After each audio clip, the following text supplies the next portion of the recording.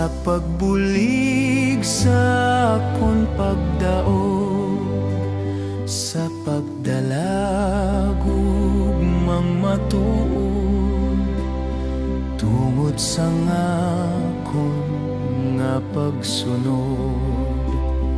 Ini ang akon sugilanon, ini ang akon kalantahon, dayawon ko ang manunubos sa kinabuhi ko nga bugos.